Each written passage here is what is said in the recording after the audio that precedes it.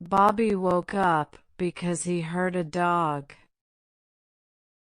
He heard a dog barking outside his window. Bobby woke up when he heard the dog barking. Bobby got out of bed.